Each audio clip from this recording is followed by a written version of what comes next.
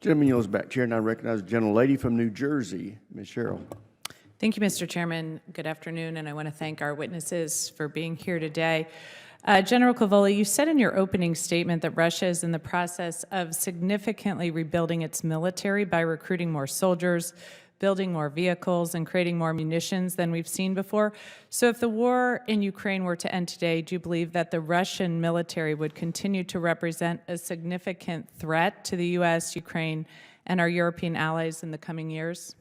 Yes, ma'am. It would take them a little bit of time to reorient their conventional force and reposition it, but not that much time, and then they could pose a conventional threat.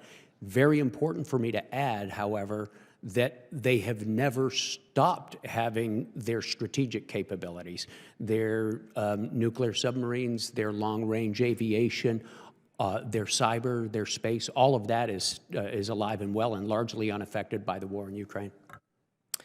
Thank you. And if Russia was able to retain and control significant portions of Ukrainian territory once the war ends, do you believe Russia would consider that a victory and consider launching a similar invasion of Ukraine or another European country in the future?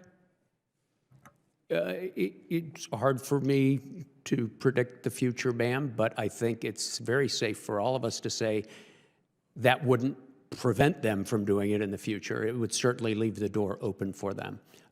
Yeah. Thank you. And as the Trump administration chooses to abandon Ukraine and let Russia rebuild its military, they're also considering cutting the U.S. military presence in Europe. So, General Cavoli, how would cutting U.S. forces from EUCOM impact your ability to respond to a crisis or potential conflict with Russia? Ma'am, it would increase the amount of time it took to respond. It depends, of course, on what forces were hypothetically to be removed. It depends on what kind of action were required to counter Russia. But clearly, moving things to the other side of the Atlantic increases the time-space challenge. Other than that, I don't want to be evasive, but it's really a very situation-dependent question. And would removing, I guess, to be more clear, our brigade combat team from Poland or having our forces stationed in Germany or Italy slow your response to a Russian assault on our Eastern European allies? Yes, I've consistently testified to that. Thank you.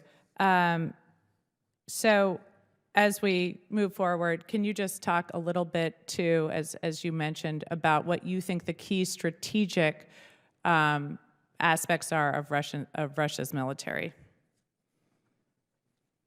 So in the broadest sense, ma'am? That provide the biggest threat to the United States. Yeah, their nuclear arsenal. What about their cyber capabilities? I believe their nuclear arsenal poses a bigger threat. Mm-hmm. Their cyber capabilities are more likely to be used, but in most cases wouldn't have the catastrophic effect that the nuclear threat would have.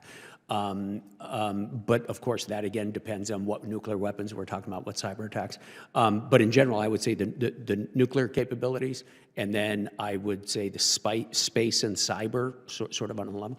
But conventionally, their strategic advantage continues to be mass, that they can put in direct proximity to NATO forces that challenges us to respond in time across the spaces required. So basically, they can put a force into place that would cause us to have to react in a timely fashion. And that time-space problem is really the essence of conventional deterrence on the continent. And given the recent conflict in Ukraine, what has been what will be the hardest for Russia to rebuild in the aftermath of that?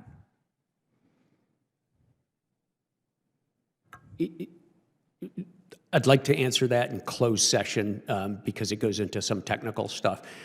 What I can say is I don't think it's that hard to rebuild their mass. They have manpower available. They demonstrate the willingness to conscript it, and it doesn't take that long to reconstitute the size of their old force or even to increase it.